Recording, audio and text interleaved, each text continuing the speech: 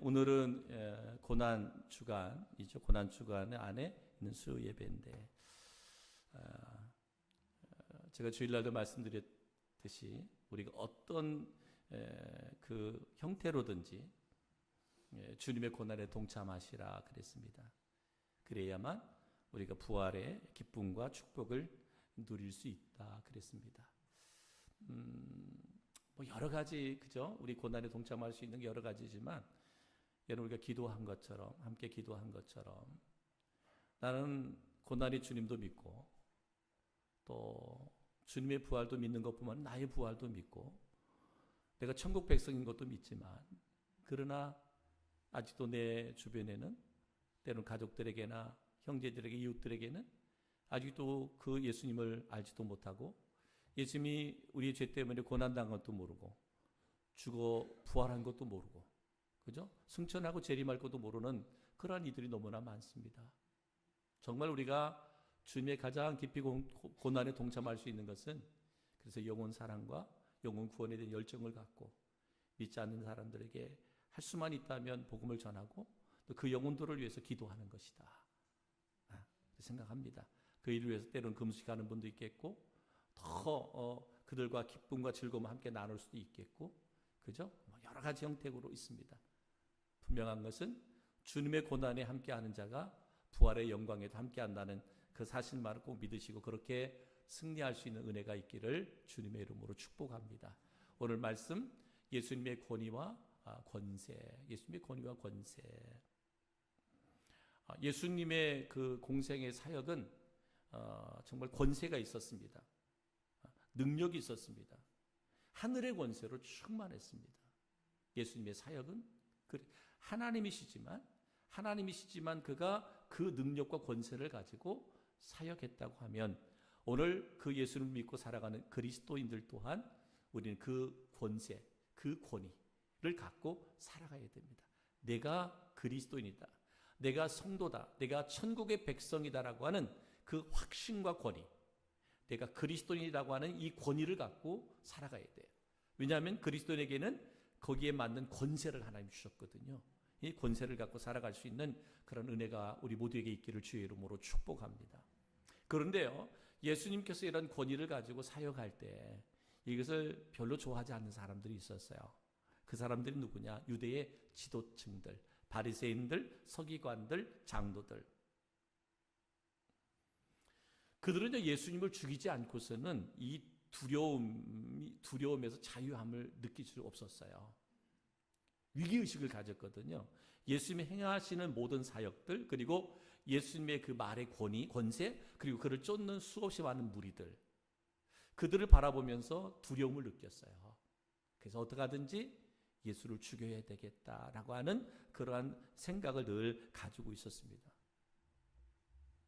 그래서 예수님은 그들을 늘 지적하면서, 그들 외식하는 사람이다, 더러운 것이 가득한 사람들이다, 불법이 가득한 자들이다 라고 말합니다.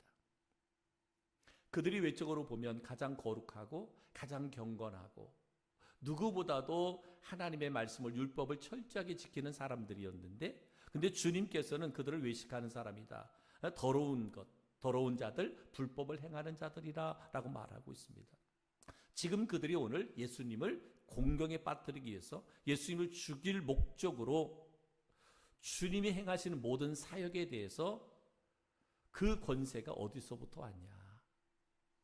예수, 네가 하는 모든 그 행위들이 누구로부터 부여받은 것이냐라고 말씀하고 있습니다. 악한 질문이죠. 예수님에 대한 악한 질문입니다. 예수님을 공경에 빠뜨리려고 하는 의도가 분명히 있습니다. 그래서 누가복음 20장 2절에 보면 말하여 이르되 당신이 무슨 권위로 이런 일을 하는지, 이 권위를 준 이가 누구인지 우리에게 말하라 라고 말합니다. 이런 일을 하는지, 이런 일, 네가 무슨 권위, 누가 준 권위를 갖고 이런 일을 하는지, 이 권위를 준 사람이 누구냐, 준 분이 누구냐 말해라, 이 말이거든요. 이런 일을 하는지, 이런 일, 구체적으로 무엇이라고 말하고 있지는 않습니다. 그런데 이런 일이라고 하는 것이 무엇일까? 예수님이 공생애 동안 행했던 많은 일들입니다. 또 최근에 있었던 일은 뭐예요? 예수님께서 19장에 보면 이제 예루살렘에 입성하시잖아요. 마지막 공생애를 이루기 위해서 예루살렘에 입성하실 때 많은 무리들이 자기의 겉옷을 펴서 이렇게 땅바닥에 길에 깔아놓고, 예수님은 어린 나귀를 타고, 많은 사람들은 종려 가지를 들고 호산나 호산나 외쳐 부르서 찬양했습니다. 나를 구원하소서, 나를 구원하소서. 그것이 예루살렘에 가까이 가면 갈수록 많은 사람들이 외치는 그 함성 소리는 이러한 종교 지도자들이 볼 때는 두려움으로 느껴졌어요. 이런 일. 그리고 예루살렘 성에 입성하고 성전에 들어가서 뭐 했어요? 강도의 구례를 만들었다 하면서 예수님께서 뭐 했죠? 다 엎어버렸잖아요. 강도의 소굴을 만들었다 그러면서 성전 청결 작업을 하셨습니다.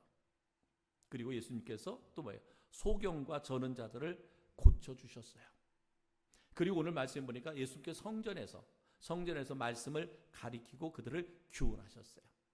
그러니까 바리새인들이 말하는 이런 일이라고 하는 것이 지금 예수님께서 행하시는 이런 일들이었습니다.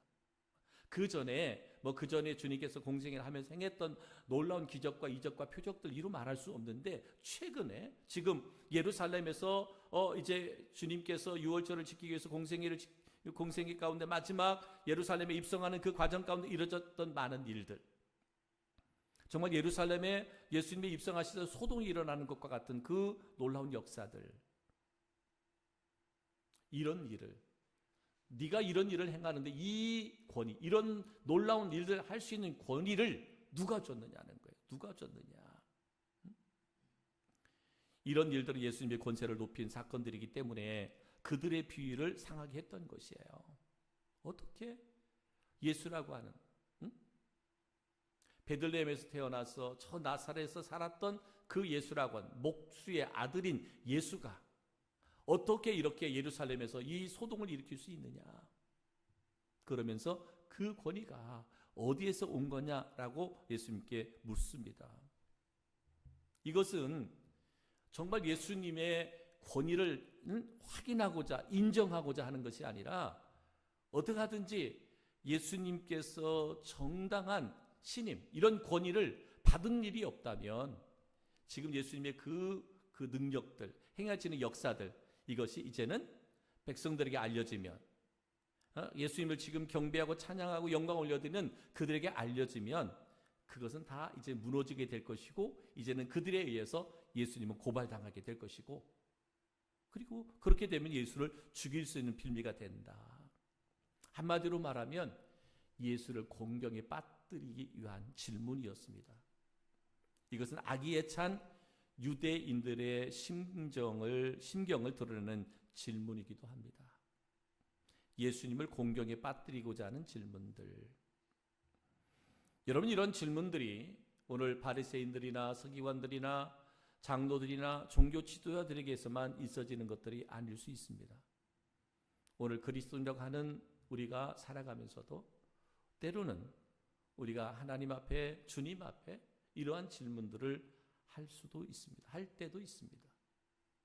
항상 내 자신을 되돌아보면서 내가 혹이라도 예수님을 공경에 빠뜨리는 삶을 살아가고 있지는 않은가. 나의 삶의 현장에서, 때로는 가정에서, 내가 만나지는 사람들 가운데서 예수님을 공경에 빠뜨리는 삶의 행실을 내가 행하고 있지는 않은가. 여러분, 오늘 말씀을 통해서 한번 내 자신을 되돌아볼 수 있는 저희 모두가 되기를 주님의 이름으로 축복합니다. 예수님의 신적 권세를 부인하려는 의도가 있었습니다. 그 지도자들의 질문의 어투에는 두 가지의 사실을 발견할 수 있는데, 일찍이 서기관들이 예수님께서 귀신을 쫓아내는 권세가 있음을 보았어요. 예수님에게 귀신을 쫓아내는 권세가 있음을 보았어요. 그래서 마가복음 3장 22절에 보면 예루살렘에서 내려온 서기관들은 그가 바알세불이 집혔다 하며 또 귀신의 왕을 힘입어 귀신을 쫓아낸다 하니 그랬어요. 서기관들, 예수님께서 귀신 들린 자를 쫓아내고 병든 자를 치료하고 하는 이 모든 것들을 바라보면서 저것은 여기 표현대로 보면 바알세불이 집혔다, 귀신의 왕을 힘입어서 이 귀신을 쫓아낸다라고 이렇게 이야기를 했습니다. 한마디로 말하면 예수님의 권세를 참된 하나님의 권세가 아니라 귀신에게, 사단에게, 마귀에게서 오는 권세다라고 말하면서 정말 예수님의 그 권위를, 권세를 사단의 권세로 변개시키려고자 하는 그러한 질문이었음을 볼 수가 있습니다. 정말 악의에 찬 질문이죠.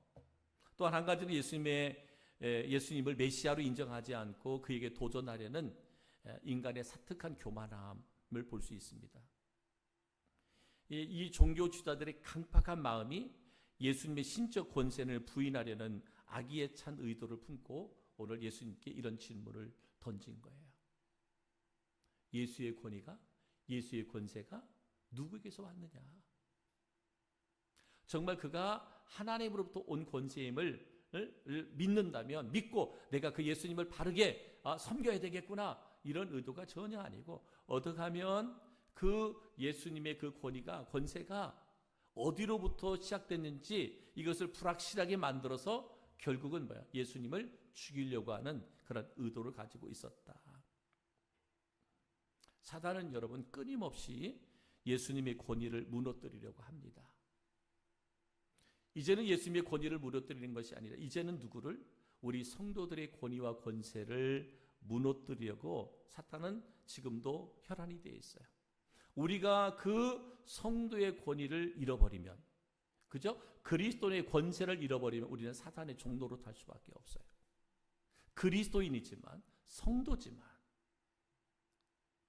예수님의 권위에 도전하고 예수님을 어떻게 하든지 끌어내려서 죽이려고 하는 이 사단의 괴계가 이제 이것이 누구에게로? 우리 성도들에게 향하고 있다는 거예요. 나에게로 향하고 있다는 거예요. 우리가 깨어있지 않으면, 성령으로 충만해 있지 않으면, 하나님의 말씀에 붙들림바 되지 않으면, 늘 깨어 기도하지 않으면 사탄은 우리를 먹잇감으로 여겨서 끊임없이 우리를 도전한단 말이에요. 시험에 빠뜨리고, 그래서 결국은 우리를 무너뜨린단 말이죠. 사랑하는 성도 여러분, 우리가 이 고난주간을 맞이하면서 오늘 종교 지도자, 유대의 종교 지도자들이 예수님의 권위에 도전했던 이 말씀들을 되새겨 보면서 사단은 지금도 우리 그리스도인 나를 넘어뜨리기 위해서, 나를 쓰러뜨리고 그의 종이 되게 하기 위해서 혈안이 되어 있습니다. 삼킬 자를 두루 찾아다닌다라고 말씀하고 있습니다. 깨어 있으시기를 주님의 이름으로 축복합니다. 성령과 말씀과 기도로 무장한 여러분들이 되기를 주의 이름으로 축복합니다. 우리는 사단의 종이 되면 안 됩니다. 우리는 그리스도의 종이 되어야죠. 하나님의 종이 되어져야 됩니다. 이러한 유대 지도자들의 악의적인 질문을 받고 예수님은 오히려 그들을 향하여 진리를 깨우치려고 그들에게 예수님께서 질문을 합니다. 도리어 질문을 합니다. 누가복음 20장 4절에 보면 이렇게 말합니다. 요한의 침례가 하늘로부터냐 사람으로부터냐 라고 물어봅니다. 예수, 너의 권위가 어디서부터 왔냐? 너의 권세가 어디서부터 왔냐? 라고 질문했던 그들에게 예수님께 역으로 질문합니다. 그러면 침례 요한의 침례가 하늘로부터냐 아니면 사람으로부터냐 라고 하는 질문을 합니다. 이 질문은 뭐예요? 많은 사람들이 침례 요한을 누구라고 믿느냐? 침례 요한을 하나님이 보낸 선지자로 믿습니다. 그죠? 이스라엘 백성들은요 400년 동안 침묵하셨잖아요. 하나님이 말라기 선지자 이후에 400년 동안 침묵하시다가 하나님이 보내신 분이 침례 요한이에요. 그러니까 많은 유대인들은 이 침례 요한을 하나님이 보낸 선지자로 믿고 있어요. 그런데 그 선지자인 침례 요한이 예수님에 대해서 뭐라고 고백하느냐? 마가복음 7장 1장 7절로 8절에 보면 이렇게 말합니다. 그가 전파하여 이르되 나보다 능력이 많으신 이가 내 뒤에 오시나니 나는 굽혀 그의 신발끈을 풀기도 감당하지 못하겠노라. 나는 너희에게 물로 침례를 베풀거니와 그는 너희에게 성령으로 침례를 베푸시리라 말씀합니다. 뭐예요? 너희들 이 침례, 요한의 침례가 하나님으로부터냐 사람으로부터냐 하는 거예요. 이 질문을 하는 거예요. 근데 그 당시에 바리새인들도 마찬가지, 유대 종교 지도자들도 마찬가지, 그리고 많은 군중들이 마찬가지야. 침례 요한은 사람에게서 나온 거라고 생각하지 않았어요. 하나님이 보낸 선지자라고 믿었거든요. 그러면 그 하나님이 보낸 선지자 침례 요한이 예수님에 대해서 뭐라고 고백하는 거예요? 나는 그의 신발걸음 풀기도 감당하지 못하겠노라. 나는 너희에게 물로 침례를 베풀거니와 그는 너희에게 성령으로 침례를 베푸느니라. 예수님과 나는 비교가 안 된다. 나는 예수님의 길을 예비하기 위하여, 그 길을 예비하기 위해 하나님이 보낸 사람이다라는 거예요. 그러면 침례 요한은 하나님이 보낸 선지자라고 믿고 있는 너희나 유대인들이 인정하는 예수가, 그러면 침례 요한도 하나님이 보낸 선지자가 아니고, 그죠? 너희 종교 지도자들이 믿는 침례 요한, 많은 유대인들이 믿는 침례 요한, 그러면 그의 권위를 인정하지 않는다면 곧 뭐예요? 그가 인정하는 예수의 권위를 너희가 부인하는 것밖에 되지 않잖아요. 그러니까 예수님께서 그들에게 역으로 질문하는 거예요. 응? 예수의 권위와 권세가 하나님께로부터 온 것임을 밝혀주고 있습니다. 마가복음 9장 37절에 이렇게 말합니다. 누구든지 내 이름으로 이런 어린아이 하나를 영접하면 곧 나를 영접하며, 누구든지 나를 영접하면 나를 영접함이 아니요 나를 보내신 이를 영접함이니라 라고 말합니다.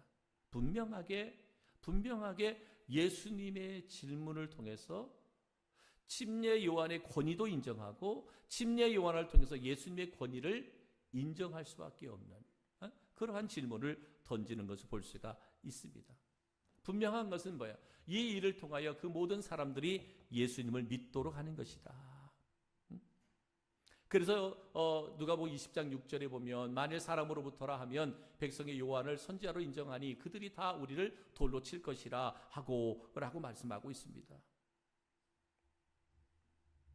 예수님의 질문은 침례 요한의 권위를 인정하는 것뿐만 아니라 이제는 침례 요한이 인정하는 예수님의 권위, 그래서 모든 백성들이 예수님을 믿음으로 구원을 얻을 수 있다, 구원을 받게 하고자 하는 그러한 질문을 예수님께서 그들을 향하여 행했던 것을 볼 수가 있습니다.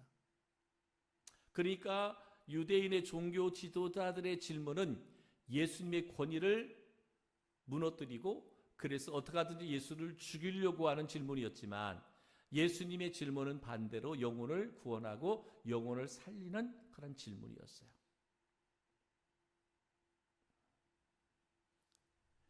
유대 지도자들이 악의에 찬 질문과 성사르지 못한 마음가짐에 예수님은 오늘 누가복음 20장 8절 말씀으로 이렇게 말합니다. 예수께서 이르시되 나도 무슨 권세로 이런 일을 하는지 너에게 이르지 아니하리라. 그들의 질문, 누구로부터 네가 이 권위, 이런 일을 행하는 이 권위가, 권세가 누구로부터 되어진 일이냐라고 물었을 때 나도 너에게 이르지 아니하리라 라고 말합니다. 사랑하는 성도 여러분, 지금 예수님께 질문하고 싶은 여러분의 삶의 고통스러운 문제들이 있습니까? 오늘 바리새인들이나 서기관들이나 장로들이나 종교 지도자들은 예수님께 예수님의 권위의 문제를 질문했습니다. 여러분, 우리가 그리스도로 살아가면서 예수님께 질문하고 싶은 고통스러운 문제들이 다 있을 수 있습니다.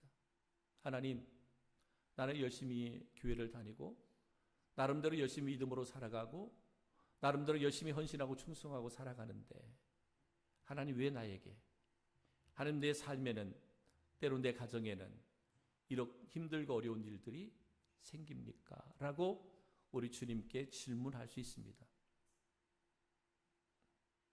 때로는 우리가 그리스도 주님을 믿으면서도 하나님의 주권적 역사를 믿으면서도 때로 내 생각대로 내 뜻대로 내가 바라는 대로 내 삶이 흘러가지 않으면 원망과 불평 가운데 주님 앞에 이러한 질문을 우리가 할 수도 있습니다. 근데 여러분, 저는 이러한 상황, 이런 환경들이 우리 가운데 찾아올 때 그것 갖고 하나님께 따지듯, 주님께 따지듯 여러분 질문하지 마시고 신실한 마음으로 주님께 간구할 수 있는 우리 성도들이 되기를 주님의 이름으로 축복합니다. 여러분, 우리가 예수님을 믿는다고 하는 것은 뭐라 그랬어요? 예수님이 하나님의 아들이시다. 예수님께 나의 모든 죄를 대속하기 위해 십자가의 죽으심을 믿고 그 믿음을 통해서 뭐하라 그랬어요? 나의 삶의 주인과 주권이 이제 나에게서 예수님으로 바뀌었다라고 말합니다.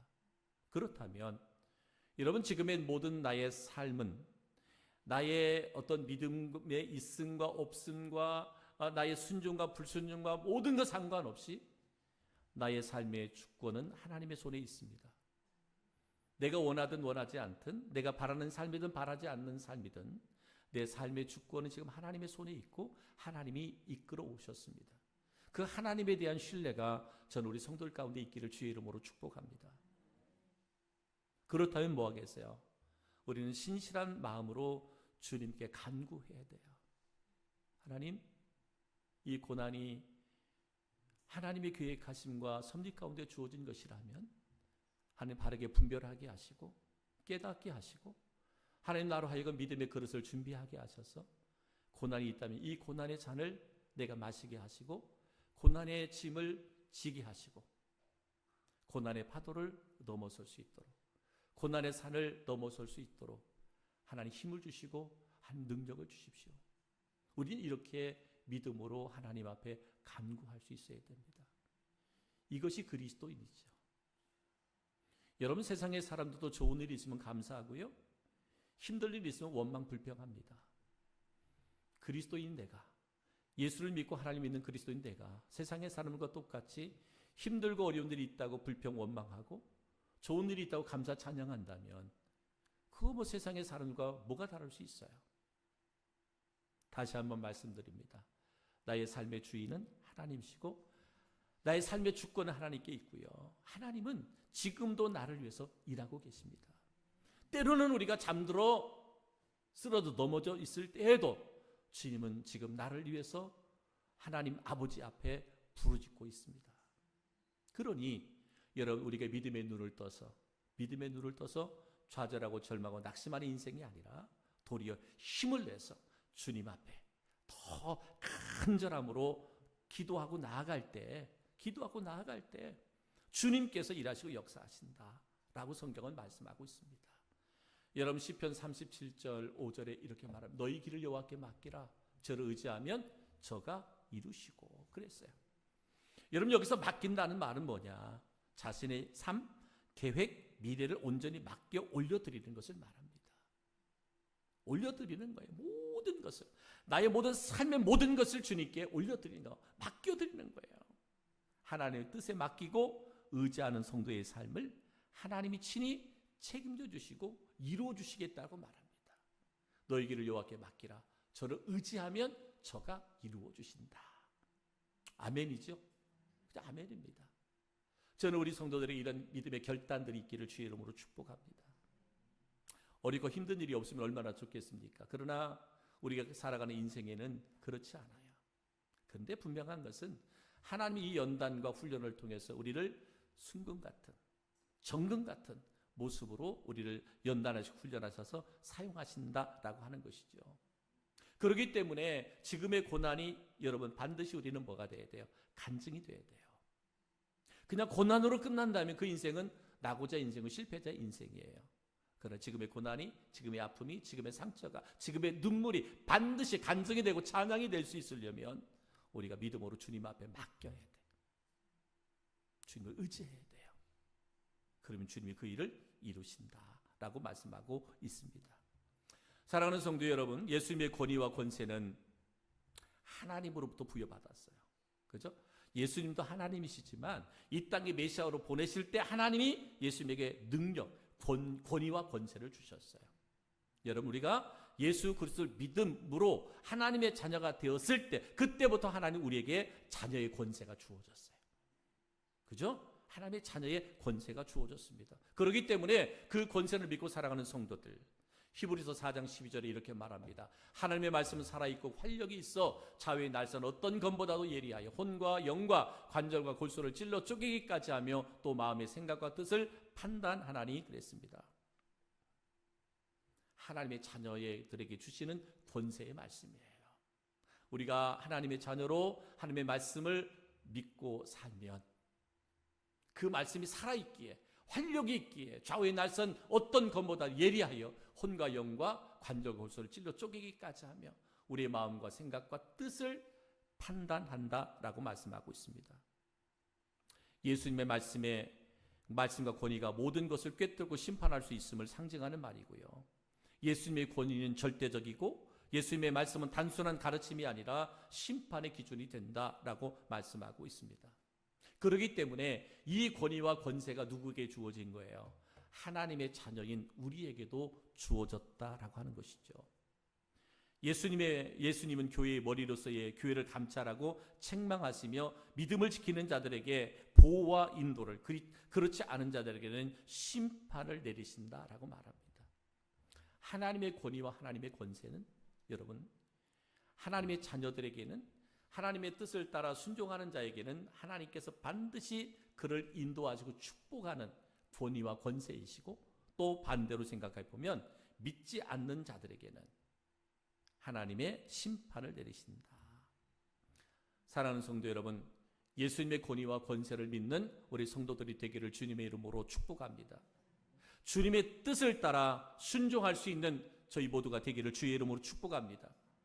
주님이 일하시고 역사하시면 모든 일에 능치 못하실 일이 없습니다. 그죠? 주님이 일하시면 가능하지요. 누구를 통해 일하십니까? 하나님 믿음의 사람을 통해 일하십니다. 하나님의 자녀들을 통해서 일하십니다. 저는 이 고난 주간에 다시 한번 나라고 하는 존재가 얼마나 소중한가, 얼마나 소중한가. 나를 위해서 예수님, 하나님이 아들을 보내셨고요. 나의 죄를 대속하기 위해서 예수님이 십자가에 고난과 고통을 겪으시고 죽으셨어요. 나를 대속하기 위해서. 그만큼 내가 소중하고 가치 있는 존재다. 그래서 저는 그랬어요. 고난 주간에 어떤 사람은 뭐 그 고난에 동참하기 위해서 금식도 할 수도 있고 그랬어요. 그런데 또 저는 또 반대로 생각해 본다면 주님이 그 고난을 다 짊어지셨잖아요. 뭐 하려고? 우리에게 자유를 주시려고, 우리에게 평안을 주시려고, 우리에게 기쁨을 주시려고, 우리에게 행복을 주시려고. 그러니까 고난 주간 어떻게 보면 더 다른 때보다 더 행복해야 돼. 더 기뻐해야 돼. 맛있는 것도 뭐 드시고 그래요. 예수님 고난 당하시는데 어떻게 맛있는 거 먹고 좋은 거 보러 가고, 요새 이제 음성은 안 폈지만 꽃도 예쁘게 많이 폈고. 보세요. 즐기세요. 하나님이 만드신 창조의 세계를 즐기세요. 이게 저는 고난에 동참할 수 있는 또 하나의 방법이라고 생각합니다. 다 그러라는 건 아니에요. 성령께서 나에게 그런 감동을 주시면 그러라는 거예요. 금식할 수 있으면 금식하고, 눈물로 기도할 분 기도하고. 그러니까 고난 동안 또 저녁 기도회도 있잖아요. 그러니까 하나님이 마음 주시면 오셔서 기도하시고, 마음 안 주면 오지 마요. 네? 뭐 하나님이 기도할 마음 안 줬는데 뭐 억지로 와서 앉을 이유가 없고, 하나님이 그래도 낮에는 즐겨도 저녁에는 와서 기도하라 그러면 오세요. 기도에 있습니다. 그래서 정말 이 부활주일이 정말 우리에게는 큰 기쁨이고 축제가 돼야 돼. 그죠? 축제가 돼서 하나님께는 영광이, 우리의 큰 기쁨이 되는 부활주일이 되고, 말씀드린 것처럼 고난과 부활이 나에게서 끝나면 아무 의미가 없어요. 내가 왜 행복해야 되느냐? 나를 보고 있는 믿지 않는 영혼들이 저들이 예수 믿는 사람이기 행복한 사람들이구나, 기뻐하는 사람이구나. 그게 복음이어야 된다는 것이잖아요. 아무튼 그런 은혜가, 그런 축복이 우리 모두에게 있어지기를 주님의 이름으로 축복합니다. 할렐루야. 거룩하신 하나님,